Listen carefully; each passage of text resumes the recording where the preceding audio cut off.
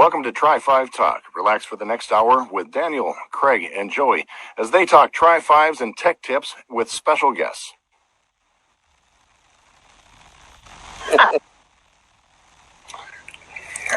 I'm on my way. Good job.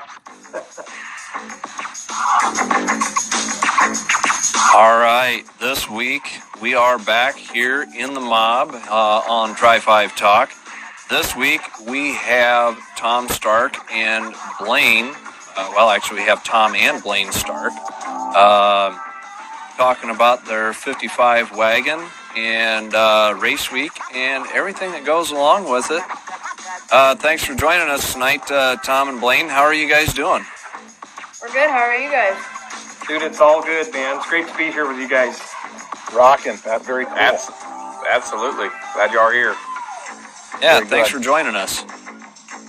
Say, Tom, I'm Craig, by the way. Thanks for joining us. Tell us, a little bit about yourself, what you do for a living, and basically where are you guys out of? So we are based out of Denver, Colorado, which is we're actually in Henderson, which is just north of Denver, in a suburb. And we race out of our little garage here. And my wife Alita and my daughter Michaela, we all race as a team. We have junior dragsters and a couple other race cars. But the wagon is a car that she drove the kids to school in for a long time. Very cool. We drove it everywhere and kind of did everything. And we initially built the car for her. And then we needed a car to, I guess, go race with. And we took it back. Well, it's not supposed to be a race car, but It's a sore subject around here, I'll tell you that. So we're going to have to build another one for her. Oh, no. That's all right. What kind of work do you do for a living, Tom? Okay, so I have a hot rod shop in Denver called Precision Designs. And we work on hot rods all day, and then I come home and do more at night. So it's Now, I do the same. I'm a carpenter by, kind of a contractor carpenter, and I have a house that's barely done after 20 years because I don't want to do it when I get home. Yep. Do you find the ambition lacking a little bit at 5 o'clock when you get home, or does the energy pick up because Blayne's there now? It picks up because both these kids are here, and we're at the age of where we're racing hard. We work hard to play hard. I do get tired at night. And but once we get going here at home, it's a whole new level of fun, we're building cars that I want, that we want to do, that are fun. At work, I don't always get to do that. I got to build it the way they want it and all that. And I've got a team of 7 guys, and everybody's amazing, and we have a great time at work. And so it helps that it's not troublesome at work. It's exciting. We have a good time every day, and do a lot of fun stuff. So, do you focus on all types of cars, or do you have a specific market of which style of car? Obviously, like you're driving a Tri-5, but is there Mustangs and Galaxies, or is it just old cars in general? Or well, we do a little bit of everything, honestly. What's a lot of fun is making them different. And in 2011, the first one out of our shop was a 44 Mack fire truck. And we just kind of did the treatment. Big wheels. It had Viper power. It was airbag. Built 4-bar suspension all the way around, so it sit down on the ground, and it was shiny black with gold leaf all over it. It was pretty cool to do that. But I've always liked building things that are a little bit different. We have a Riddler car going to go back to Detroit right now. And we have a 49 Mercury that's going to the Grand National Roadster Show. Okay, cool. Which we're prepping for right now. It'll be in our booth in bare metal. We have a 50 super rad. I built several cars for this guy. This guy that we're doing the F100 for is one of the guys that likes to buy brand new cars, and then we take them apart and make them super cool. That's all right. We've done a couple of those here just in the last year. So he's super fun in it.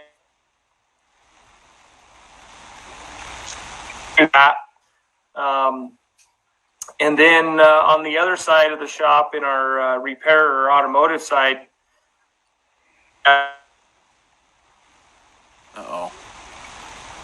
We having connection issues on their end? Yeah, I think so. Bear with us.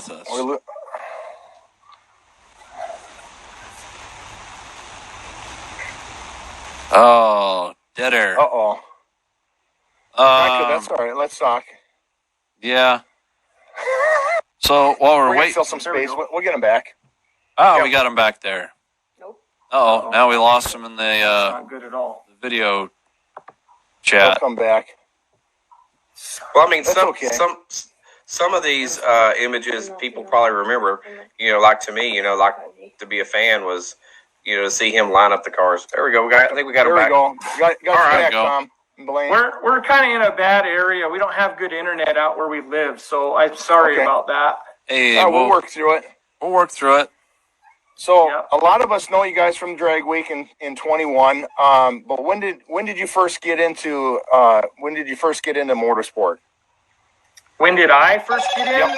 Yep. My dad has raced his whole life, and he Right. was a fuel racer from the 60s, where there was like multiple partners in cars. Yep. Okay. And they had gas cars, of course, and so I really never had a chance. And then Alita's dad worked for NHRA for a long time. He was a Division 5 guy, and then he worked for national, the major events, and did track prep and such through that. Now, besides from your wagon, what's your current fleet of cars look like? Your personal fleet? You want to start? We have a lot. Yeah, that's gonna be a long one, but right now we have a twin turbo 331 Fox body Mustang. What year is that one? 89. Yeah, 89. Nice. And It's a true 8.5 car that we're gonna put Alita in, and maybe Mac.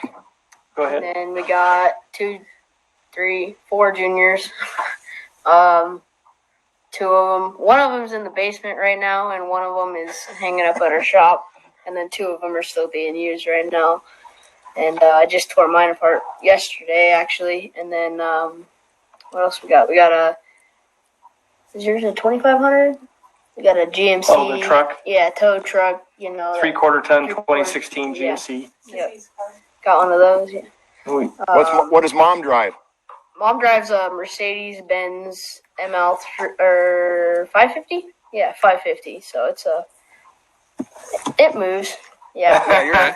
Yeah, you're treating her all right. That's cool. I That's have an 87 C10 short bid that's lowered on 22s and 20s that I drive back and Okay. forth to work.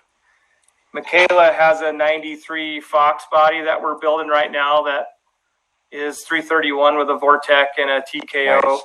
Big 331 guys. Well, We got a bunch of stuff. yeah. I have a 34 Ford 310 coupe. If anybody's Wow, a street nice. rod guy, that's Hemi powered with a Jericho. Okay. That's a lot of money. That's got to be fun. Yeah, That Jericho a it's still in DR4? metal. Or What's that? is that Jericho a DR4 or? It is a DR4. Yep. Okay. Yep. So that's my dad's car that he's never drove. He's owned that car since '76 and never did anything with it. So took one of his Hemis and put a bunch of my stuff and his stuff together, and we're hoping to have that like a cackle type car for the summer here coming up. So Okay. Cool. I used to like the Fox body Mustangs. Loved them. Had a '93 convertible Cobra. yeah, And for a very short period of time, because I was 6'5", about 310 pounds, and I didn't fit in them worth a darn. yeah, you don't But, fit in you those, know, do you?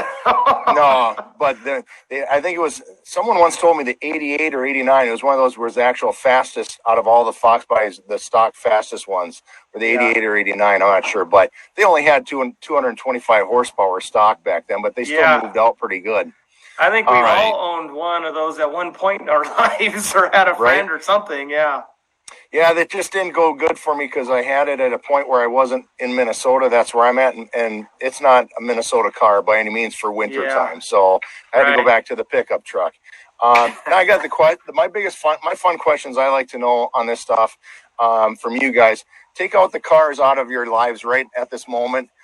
When you get away from the cars, what do you guys like to do? And I'm talking, something fun you go do as a family or just you two, whoever, fishing, hunting, things like that. What's your other hobbies that you get away and do? Or is it just cars? A lot of it's cars. When we, when it's warm here, we like to go to like pools and stuff, and casual family things and like amusement parks we'll go to and stuff like that. And we'll go to basketball games and stuff like that, just sporting events, kind of. So both the kids play sports. So he's a baseball and football player. So I coach both of those. Okay, and my daughter Michaela is a basketball player, so she's in basketball season right now. So in fact, she's at practice right now. That's full-time work, just keeping the kids going in sports. Well, we kind of have a deal. Like, we can race our whole lives. We can only play sports when you're young like that. And so you got to play sports and enjoy it and have a good time. But racing has been a lot of fun, especially since we all do this as a family. In fact, the best thing we ever did was go junior racing together because we all do it. Like, these guys load the cars. These guys service the cars. These guys unload the cars. Like, they do all the work. If you want to go race, you got to go earn it. You can't. I'm not going to do it for you. And it's really been a fun thing to do as a family. Like, when we go watch a basketball game, Michaela's playing basketball and we're watching. Well, when we're racing, like, we're all like, we may go down and watch the round, but we're all there doing it. And we got to go back and hustle and get ready for the next round, right? Yep. Right, so, most definitely. I know exactly what that's like from, going racing with my dad or myself going racing. So I know exactly what that's like. It's cool. Kind of like the sticker of drag life, because it really is. It is a lifestyle, that you do. And, it's great to see, families doing it. I do. I race myself. And so it's just good to see it. I will say, when we see the junior dragsters, we usually park this far away from them because they're so freaking loud. They are noisy. They got to be some bumblebees. Yeah, it's like, oh my God, those things are so obnoxiously loud. You can't even hear yourself. But anyway, so hey, Blayne, I got a question for you. So you're the crew chief, right, for your dad's car? Yes, sir. And what kind of things do you take charge of? When you're crew chiefing on your dad's car? So I do everything he does. Really, I know spark plugs. Taking the air cleaner off, putting nitrous bottle in, tire pressure, change tires, set shocks, like. Everything he does, I can do on the car. So, we make it kind of like that. I think I'm going to come in a little bit because I mentioned this in an Instagram when you and I messaged. I went to go look at a couple of your YouTube videos. And where he comes in really important as a crew chief is when he's videotaping and Dad misses a gear. Oh, he missed that gear. And when the car was missing, I mean, I couldn't hear it going down the track. It looks great, sounds great. And he goes, "Oh, I can hear it missing. It's missing. It's missing." It was that bad. It was horrible. You could hear it. It was like the commentary that he did for that video that I watched was fantastic. So that's cool. Hey, Blayne. On the gear shifting, missing the gears and stuff, a simple solution for the crew chief for a choice to make, get a Vertigate shifter for that transmission. He won't miss a gear again. It doesn't work for the class we're running at race week. We run the stick shift class and no Vertigate shifters is what we have to have. I'm a horrible H pattern shifter because I've always raced, long shifters or Vertigate. Right. But in race week and drag week rules, you have to have an H pattern. An H pattern. Oh, boy. Yeah. Well, now, does the rules say an H pattern transmission or H pattern shifter? H pattern shifter. Yeah, I'm pretty sure it's H pattern. Because if it says H pattern transmission, keep in mind that we're racers and we can push up against the wall as hard as we want.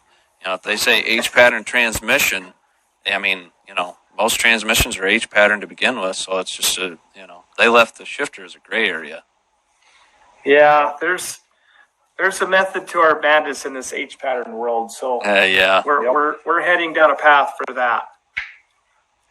Well, let me ask this. So, I became a fan when I saw him actually stage the car, helping Dad stage the car. I think there's probably many of us that just watch that, because you see, a young man just out there, and we all know that we've been out there doing it.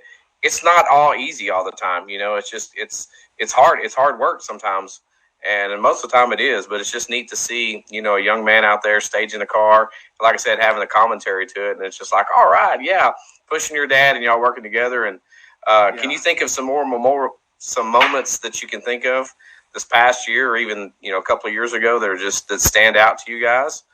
Mainly Blayne, what stands out to you? When we broke the motor at Vandermeer, that was like, all right, what are we going to do? And then we ended up changing the motor in the parking lot, and we were up all night. And, that's probably one of the most memorable moments from the year with just us. Like, we had people come and help us with what we needed help with, but it was mainly us and one of our other best friends, Rob. Okay. Was that mostly because you got to stay up past bedtime, or just because you were there? This fool don't have bedtime. What are you talking about? We're out racing. All right. Every night on race week, you're up later than 12 at least. It's usually like 1 or 2 when you go to bed. So. All right. Yeah. Question then. Up so late, Blayne. How are your grades? Straight A's. Sweet. Nice. Good to hear. That's another good. part of our deals. So these guys have to do good in school, or none of this happens. And I'm not going to lie, I use it as a carrot.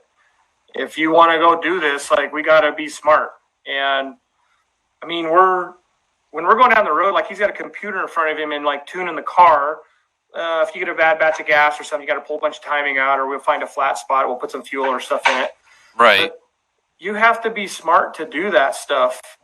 And that's what I'm trying to instill here. Like, racing's fun, but it's expensive. And so you got to go make a living so that we can go do this. Right. Yep. But that's a major thing between Mom and I, that you have to get good grades or we'll park it. I mean, it's just that simple. So, well, that's being a responsible parent, and understanding the importance of things. You mentioned it a little earlier. There's always going to be racing.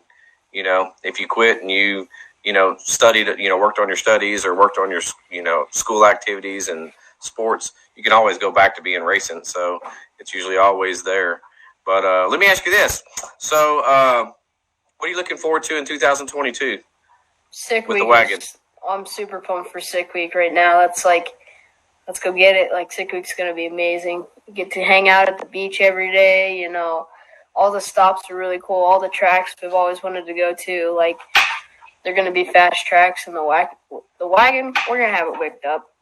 Nice. Oh, well, speaking of, I will say this: I hope to see you guys out there because I built a turbo 56, and John Dodson's a good friend of mine. It's cool. We know. Little Blue Malibu, and John's awesome. Yeah, he's good people, and so anyway, I've always been his ear a little bit about what I'm trying to do with mine, and so he's local to me. So anyway, it's always watch him and see what he's been doing with his car and all that stuff. So. I mean, so that's great to see some of these things. I hope to see you guys out there for sure.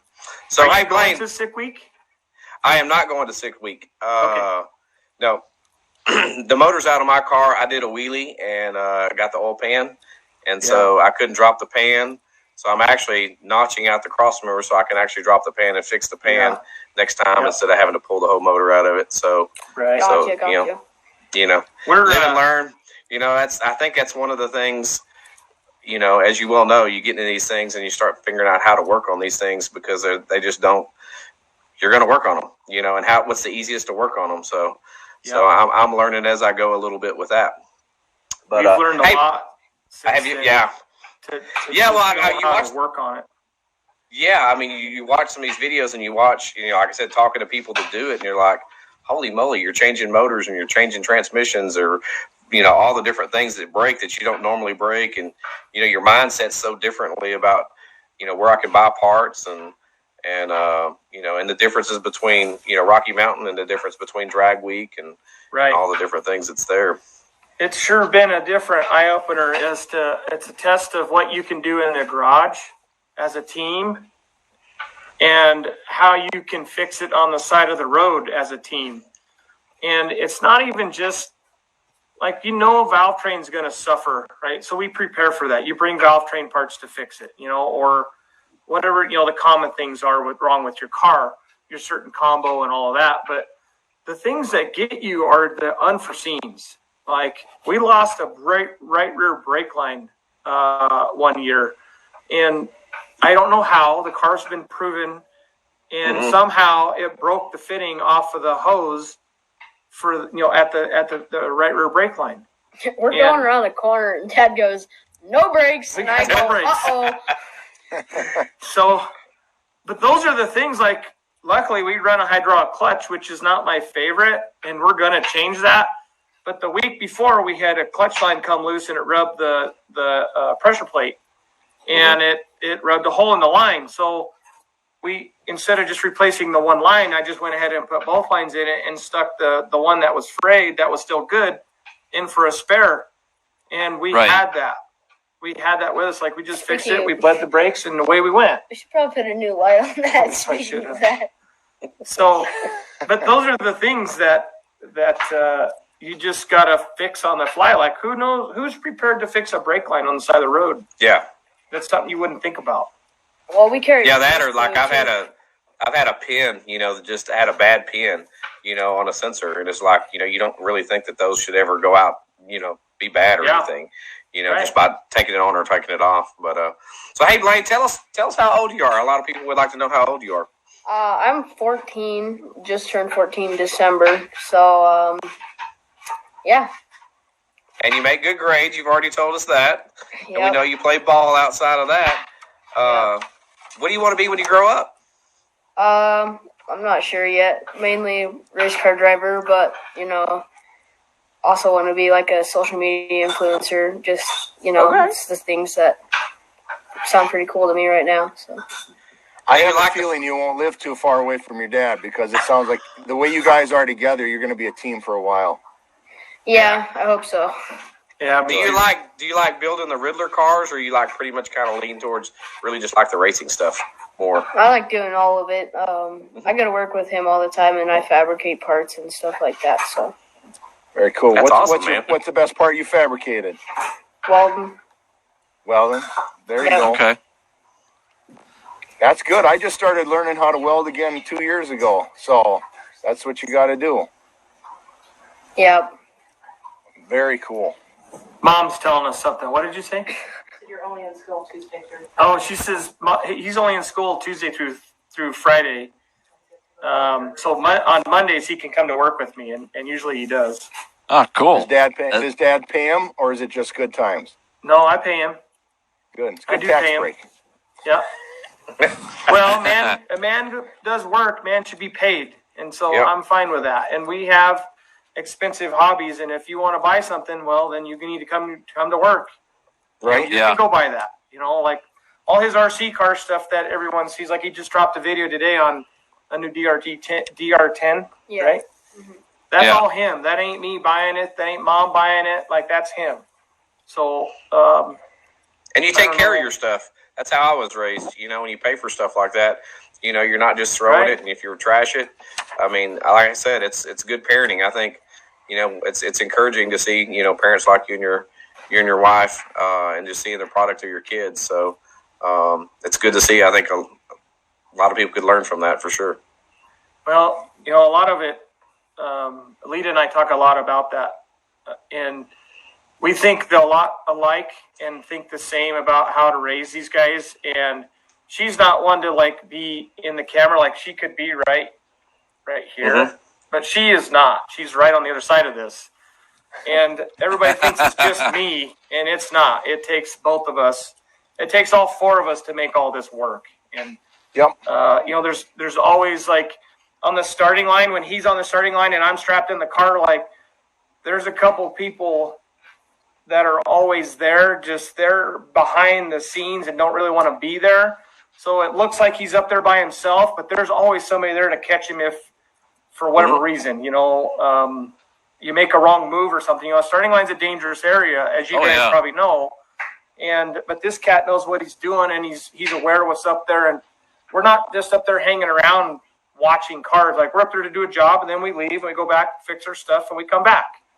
And we try not to abuse that privilege that we're allowed to have the young guy up there helping me, because quite honestly, if he can't be up there, I just won't make the run. Like, there's no reason to not make the run. We'll just back out and we'll move on to the next whatever we got to do. So that's how much it means to me to have him a part of the whole thing. Well, technically, it's always more without me because like we run a lot of like our nitrous stuff. We run it safe, so like we always have the bottle off until he stages. That's why I open the door. So I reach in and he doesn't move the bottle valve. I usually move it after I turn the bottle on, and then we set the pressure and everything, and then I pull him in the beams. So we run the bottle. We try to keep it safe so we don't hurt anything. Just doing a burnout or whatever. And it's not even that he just turns the bottle on. Like, we've had episodes where it was on and we didn't know it, but the bottle valve was shut, and so he turned it off. And I wish that you could, like, experience where I'm at in the car. Like, we're communicating in the car just like anyone, like one of my buddies running or you guys running with me or something. Like, he says, you're all good, and I'm purging it, and I can see the gauge dropping. And you got to scream it. Like, the bottle's off, turn it back on. You can't hear anything. You're just like, what? Huh? Mm-hmm. Huh? Yeah. Points at it. I'm like, oh, gotcha. And you don't even have to really talk. As soon as you say something, it clicks. Like, the right hand knows what the left hand's doing, and he fixes the problem. And we caught a wasted run before it was wasted, and we actually went past that run. One that's going through my head. But. Well, it's trust, and it's somebody. That's the thing. When you're around the people that are around you, they're listening. If they work and they wrench on the cars, they're listening to things that doesn't normally sound right. It could sound differently, or they're watching when you do a burnout. If you got a broken axle and one's not spinning, or obviously track people are looking for oil leaks and things like that. But it's a safety thing for somebody that's strapped into, because you can't see. So you can't see around it, and you're really trusting the people that's there. So I mean, that's just awesome. I mean, it's kind of a role reversal, because as a father, you're always trying to protect your kid, as a parent, and then all of a sudden you're dependent on your 14-year-old son to say, hey, everything's good to go. Hey, Dad, you ready to go? So that's awesome, man. There's lots of other kids that are his age that are doing this, and they're just not up on the starting line doing it. But we've caught a lot of things. Like, he's sharp enough. Like, he's seen a couple drips on the racetrack when we were backing up, and our catch can is in the right front fender behind the headlight. And after the burnout, you can see it, and if you catch it fast enough, you can shut the valve before any more gets out. Right. But then you have to tell the track guy to go wipe it up really quick. Look at this guy. Tell the track, hey, wipe that up. We need that to be clean so we can get down this thing. Otherwise, I'll just back him up further than usual and put him out of that little oil spot. So we go down and look at the racetrack together and kind of spot where we're going to set the car up, because listen, we're not smart enough to race without traction control or get a small tire stick shift nitrous car down a sketchy racetrack. We're racetrack dependent, and so we try to go down and see what we're up against, and then set the thing up and hope to get down it in one or two runs. Sometimes it goes, oh well, let's throw that one out of the window. Because you walk up there when the track's not getting run yet, or you'll walk up there when there's already been a few cars down. But when you get back up there, it's like, okay, never mind. Let's throw some traction control, pull some timing. Like, it's just you got to do what you got to do to get it to go down. So it seems like, do y'all use Holly, or do y'all use Fuel Tech, or what do y'all use? Holly. We do have Holly in it. Yeah, I got a Dominator in it. Okay. So it seems the whole family is involved with cars, and we've kind of, talked a little bit about, where other family members are involved and whatnot. So, let's kind of talk a little bit about the wagon. Did you choose the wagon, or did the wagon choose you? Well, I don't know. I'll be honest with you. The way it kind of started was that car we drove all over the place, 6-cylinder, 3-speed overdrive. It had a big stereo and AC in it. And other than that, it was stone stock, like unmolested, original car. Interior, like the whole thing. Like I put carpet in it when we got it because it was a rubber mat car. Okay. The rubber mat. And we drove it. I mean, it'd been all over the place. So we're in Denver. We've been in California, South Dakota, Kansas, Texas. Iowa, Texas. Like, it's been all over the place before we did any of this. Right. And it was tired. the motor was tired, the front end was tired, like it was just wore out. She was cooked. And so I'd been planning to put an LS in it and just kind of update the car so we could use it as a car again. And then Race Week came. Was that 19? It was 19. Yeah, 19. I needed a car for the booth No, at it was 20 actually. Grand National Roadster Show. Right. 420, but it would have been 2019 when we were thinking of it. We went to It's the 420 because Race Week in 2019. no. And you needed it for So anyhow, February 2020. I needed a car for the car show, and we were driving home from picking up his 56, which we'll talk about in a minute. Okay. And Different story. it clicked with me. I had about all the parts bought. We could jam this thing together and take a patinaed car to the roadster show. And long story short, we did that, and it was purpose built from the beginning to go do Race Week with Blayne and I. Right. Okay. So I guess we chose the car, but it chose us, type of thing. Right. So we kind of touched on the car's history and whatnot there. So is the paint, is that original patina, or did you kind of have to mock up some of the patina, or? That is 100% original paint on that car. Yep. Okay. It's been fixed in a couple areas where the old boy that we got it from had tried to take care of it. Like the headlight growls were, repaired, if you will. And Right. spotted those in, and the right rear door had got crashed into something, and it got repaired. What is that, Bondo on the door? Yeah, I think it is. Yeah, some sort it's of all Bondo. cracked up and stuff, But it is 100% original paint. yeah, you can see where he touched it up with the paint. It's close, but it's not, Yeah. dead Hey, on. it But doesn't have to be 100% perfect. It looks pretty good as the way it is. I will say and- that and we've you- had a PDR guy around it quite a bit. You That's have- how it looks so nice and straight. you have to Okay. look for the paint corrections too. Like, we didn't do any of it, but like, if you look for the ones that old boy did, then you could actually find them. Yeah. Yeah. Okay. All right. That's all right. Cool. Yeah.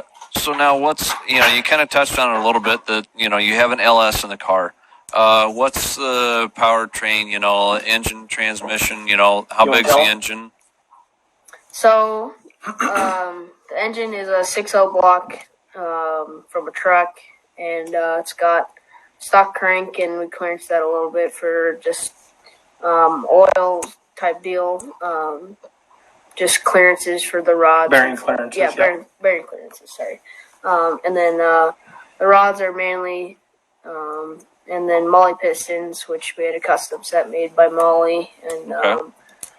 it's got Frankenstein heads, collet valve train, and induction solutions, nitrous intake on it.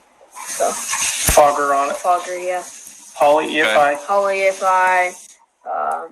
We'll jump to Go to can, bell housing. yeah, it's got a McLeod, Cloud.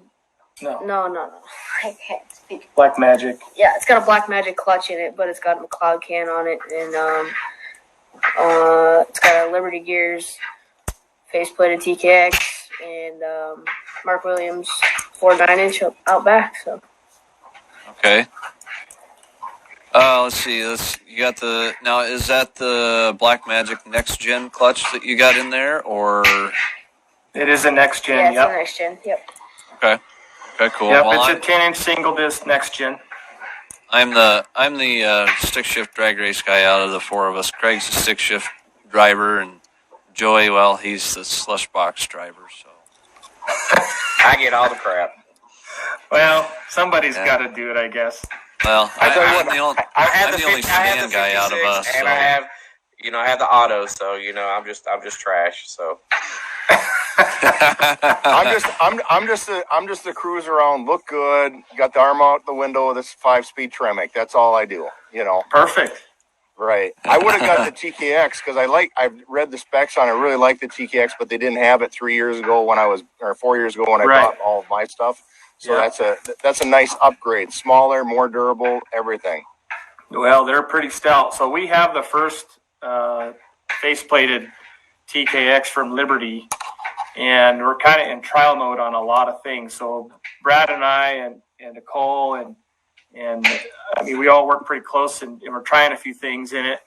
And I got to tell you, we haven't broke it. It's been in that car for 2 race weeks and a whole season. And as you can tell, we ain't easy on anything. And it looks good. It looks really good. Them TKXs are really, really promising right now. Well, that's good. Okay. Now, was yours, I mean, I don't want to say a stock. Obviously, has it been beefed up from like what I would go buy? Yes. So we cryogened all the gears and then thermal stabilized them and then micro polished everything. So that's supposed to help, I guess. Depends on who you talk to. And then everything's been face plated, so there's no synchros involved. And we street drive it. I mean, you street drive it just like you drive a big truck. You kind of just float gears and drive it. So I can drive it where you wouldn't even know it's face plated, but it's taken a while to figure that out. Sure. But yes, it is a hot rod version, and I mean, I'm not going to tell you it's not. But the gears and everything in it are just from Tremec. Okay, very cool. Yeah. Well, we kind of touched a little bit on, some of the stuff that's happened during the race season. So, highlights of, you got to change the motor out, the brake line. I mean, is there anything out there that's happened that maybe the videos don't capture that, y'all want to talk about? Maybe some things is like scratching your head or stuff. Yeah. There's a whole lot of stuff the videos don't capture. Trying to think off my head right now, like, there's a lot of stuff that's happened, but I can't think of any of it right now. Just what's fun to talk to? Grab that picture right there. This is when it first started, where I figured out Blayne has to come do this with us. So I don't know if you guys can see that. Can you kind of see that? It's got a little bit of a glare, but okay. Yep. So this is the first run that Blayne actually came out and helped run the car. There was no water in the water box at Pueblo one year. And in a stick car, we have to have water or we're going to be putting a clutch in it. Right. And so I told him, I'm like, listen, you're going to have to come up there with me. I know you're not old enough and whatever, but doesn't matter. We just can't chance this because we'll be up all night. I kind of laughed at him at first, too. So he totally did. He was like, yeah, okay. I'm like, no, listen. Focus. I need you to go do this. And you could see the look in his eye like, oh, Dad's serious. All right. And then I got the yes, sir, and we'll do it. And I'll be, don't go in front of the car or walk away from the car. I'll be with you. And what you can't see in that picture is my best friend, Brew, is standing just to the side to make sure everything went down. And so I just told him, I just put water in a box like normal and just do it. And so we get up there, and in that picture you can see he grabs the hose from the lady and very politely, nothing crazy, and just starts hosing the water box down like, no, that's too much, and hell with it, and that was water is better than no water. That was the start of a thing. Like everyone was shocked, like he did that better than most people that goes up there. And he staged the car like normal, and that was the very beginning of, all right, you're going to run the car with me the whole time.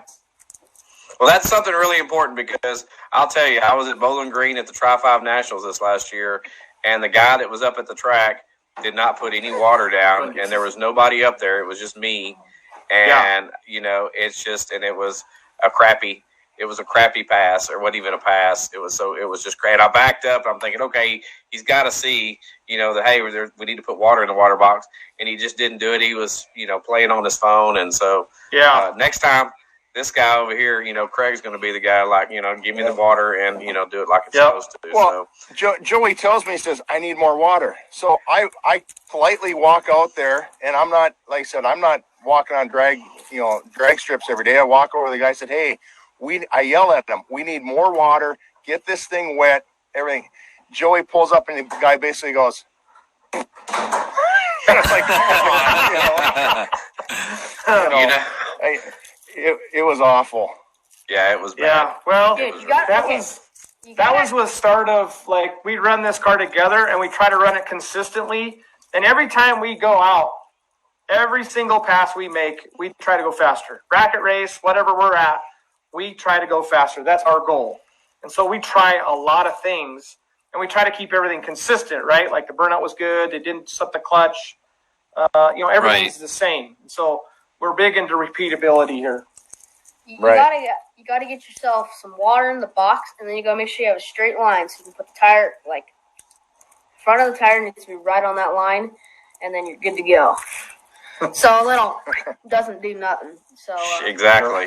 Right. So I'm going to listen all ears here, but I'm going to open it up to you guys. So I've never done a drag week yet. That's my goal. That's why I built this car to do it. So give us, and there's some others in this group that want to do it.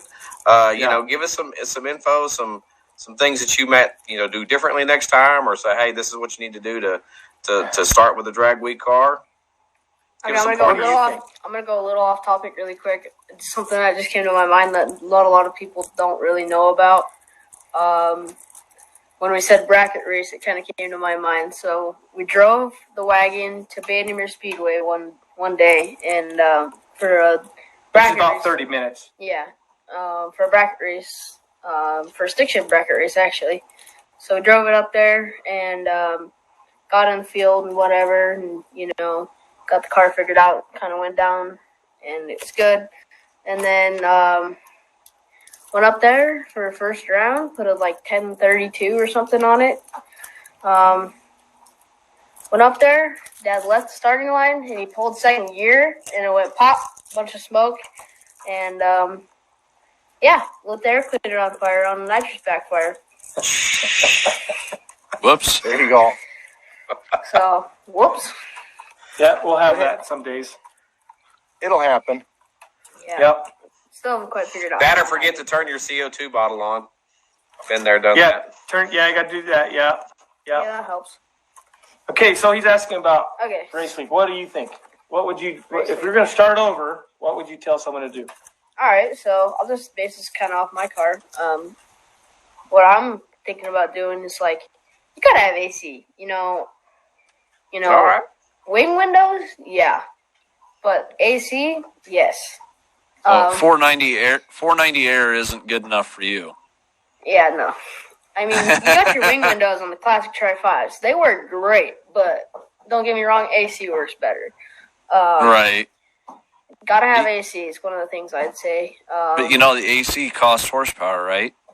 Yep. Well, you don't run it going down the racetrack. Well, true, but you got that extra weight. You got. Take just off wick the it up belt? 1 more pound of boost. It'll take care of it. Well, personally, I think if you're going to run turbos, you need to have air ventilation under the hood. Otherwise, you're going to get it way too hot. It's just going to be miserable. So, with a nitrous motor, it's an NA motor on the street, so you're fine. Big radiators, one of the things you got to do. Mm-hmm. Definitely don't want a small little, 10 by 10 or whatever. Pro mod radiator. Nah. You need a, big one. Full size cross flow. Yeah, we got a big one in the wagon. So, and then if you're gonna run manual stuff, make sure you definitely bring a spare clutch. Because we've never tore up a clutch. We've never tore up a clutch, but it's something you should probably bring because I don't know. There's been areas where we could have blown up a clutch or torched one, and then that. Go ahead. How about cup holders? Yes, cup holders. The number one thing to do is get rid of the automatic. Yes, because then you have to mount your trans cooler. That would be the number one thing. Then you got extra weight, but if you are gonna run an automatic, make sure your trans cooler is in an ideal location where it gets airflow, other than tucked under the car way at the back where you don't get any air. Heat is a thing. I have two. I have one. I have a barrel one on the side of the car underneath where the cage runs down to, and then I have one in the very back with a fan on the back of it. So so far it seems to be okay. Heat is a thing. Especially in the mountains. You need to make sure your cooling system is good. Mm-hmm. And turbo heat is a thing. Get turbo heat out from under the hood. Transmission heat is a thing. And what's really a thing, and I didn't believe it until I seen it firsthand, is fuel boiling is a thing. you're pumping fuel up to a heat soak, if you will, and you're pumping Right. all that hot fuel right back to your hot or your cold fuel tank. And there is a lot of fuel pump failures and a lot of fuel system issues. So that is a thing. You need a killer fuel system. You need to keep the fuel cool. You don't need a massive pump. So that's a big thing, right? We're making these big horsepower numbers, which takes this massive fuel pump. You don't need that to drive down the street. You need to just move the minimal amount of fuel that you really need to, and not be moving that massive amounts of fuel that you're returning all the way back to your tank. Right. So, like, we have two fuel systems in our car. We have the stock tank that's got an air motive pump in it, and it just runs fuel up to the engine and back. We have a race tank that's got our twin 340s in it. Like, it's a ripper. It's the real deal, right? Big line and all that. But so A, you're not wearing out your high dollar high volume fuel pump, and B, you can have race fuel in one tank and then have pump gas in the other, and not move the massive amounts of fuel that's unnecessary, because going down the road, you're just bypassing all that fuel anyway. You're not using all of it. I mean, the only time you're going to be using a whole bunch is under acceleration. And Right. then, like, you're trying to race someone going down the road. So it's not like you need that much fuel pump. Yeah. Well, it depends Unless if you're they doing free trailer honky on the burnouts. highway.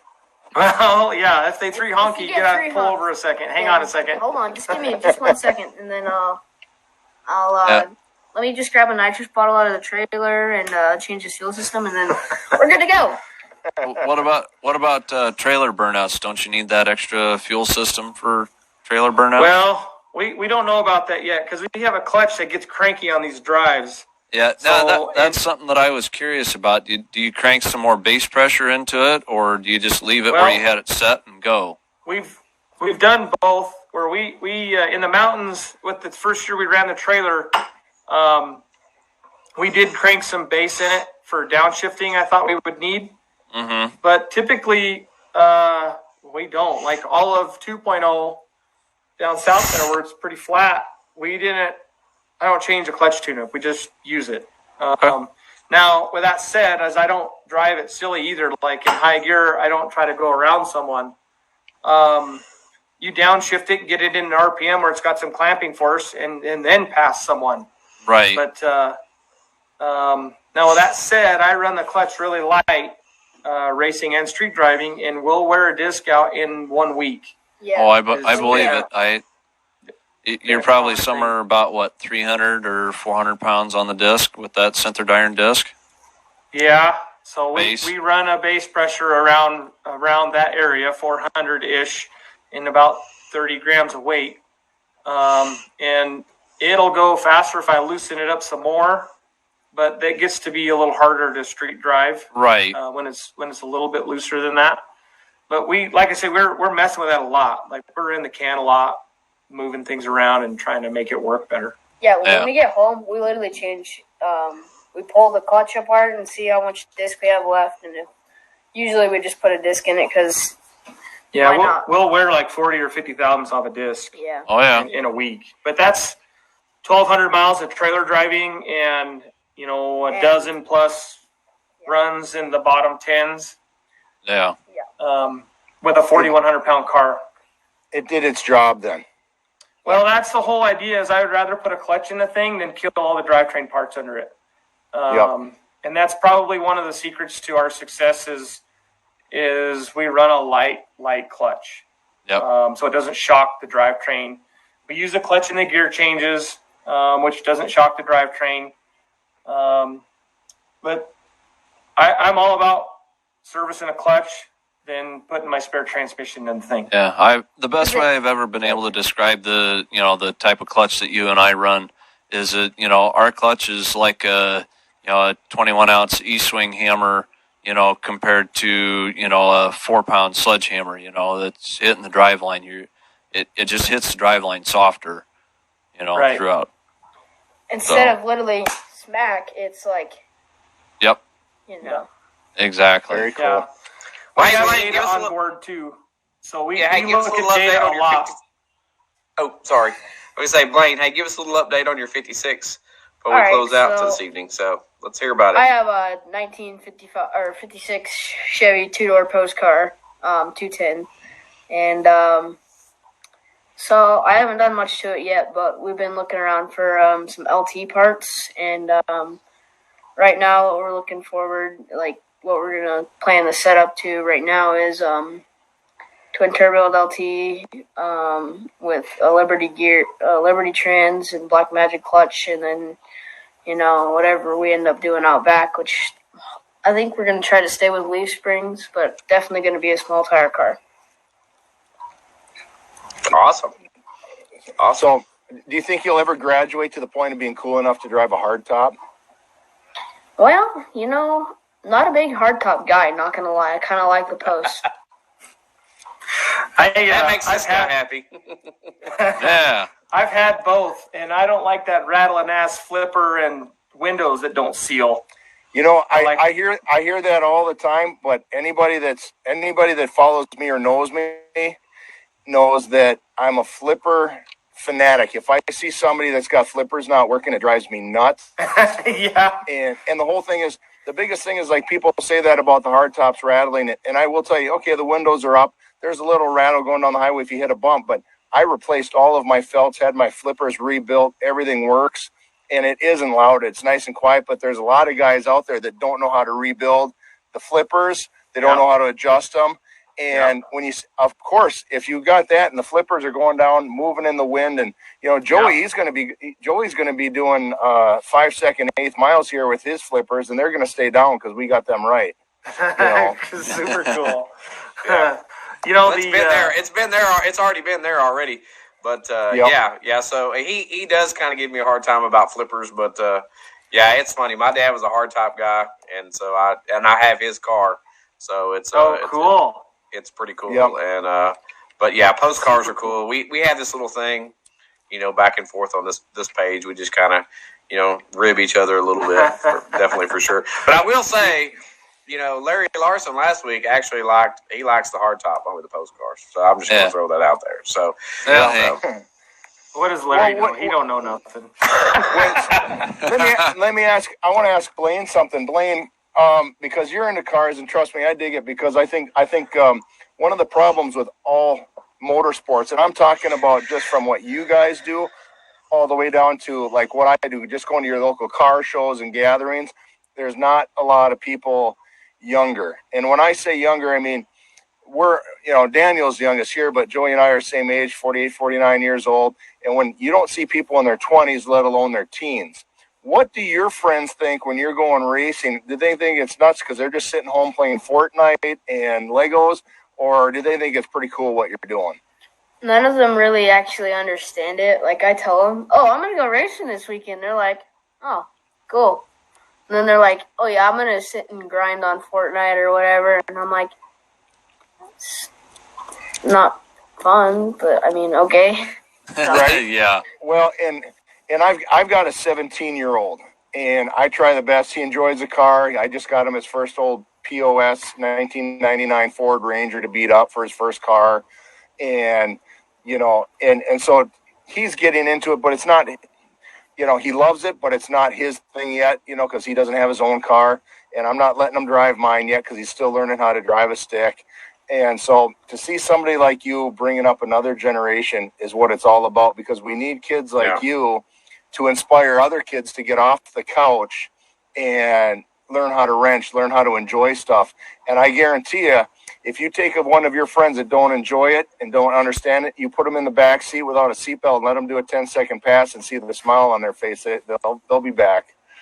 Yeah, and it's not even just me influencing other kids. It's me influencing other adults that end up influencing their kids. Yep, exactly. Yeah, exactly. Yeah, we get that a lot. It's like, hey, how old was Blayne when you first started bringing him to the racetrack? I've always gone to the racetrack. Been to the racetrack when he was, a baby. We ran some outlaw 10.5 stuff, some true 10.5 stuff long ago, and both my kids were there. They were there. That's just what we did, So I've been to the racetrack probably more than a lot of, I don't know You grew up who there. to relate that to, but that's where I've always been. That's my environment. That's your home. So-called habitat. Yep. Yeah. That's your home. It's Very definitely cool.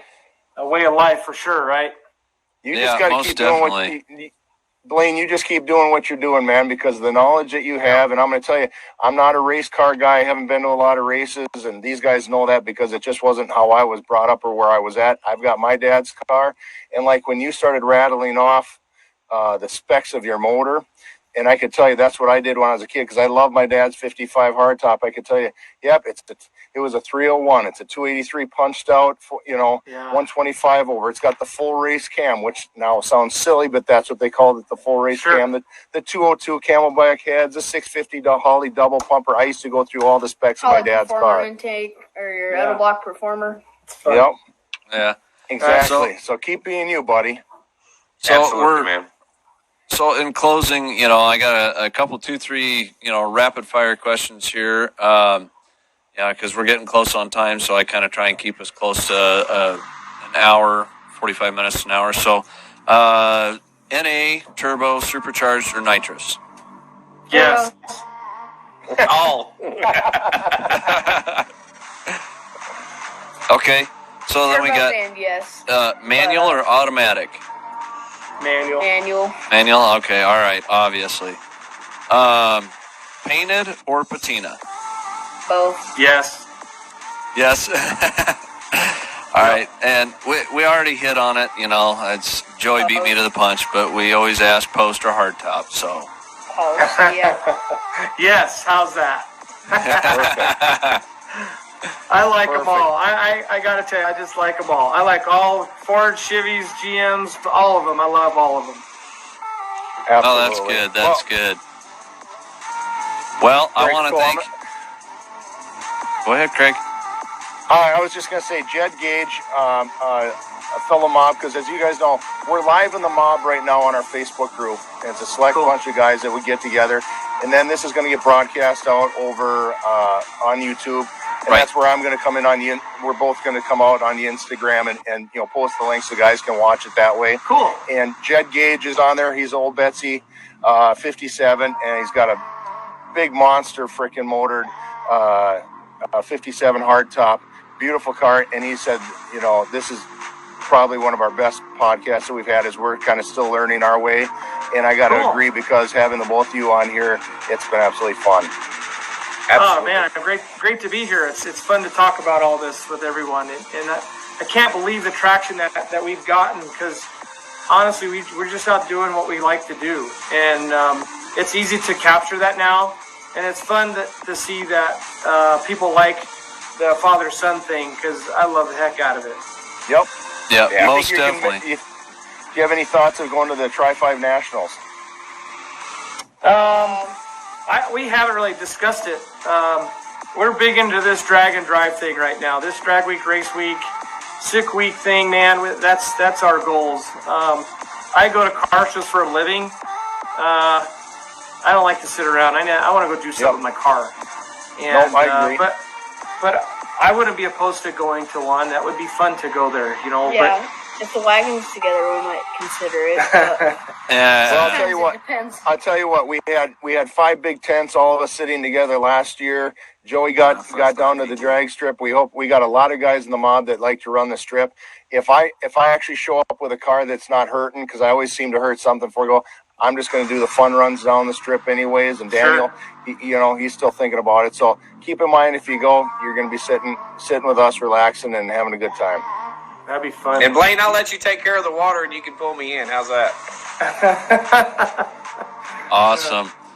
Well, I want to thank everybody for coming and watching tonight. I thank Tom and Blayne especially for joining us this week. And thank you, Craig and Joey, for being here. And we're going to see you guys next time. And thanks for watching.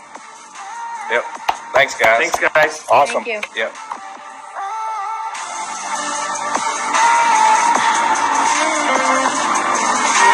Thanks for tuning in to Talk with your hosts Daniel Check, Craig Westbenning, Joey Truelove, And a special thank you for our background designer, Chad Reynolds, and a special thank you as well for our production analyst, Joe Miller. Thank you for watching, and we will catch you next time.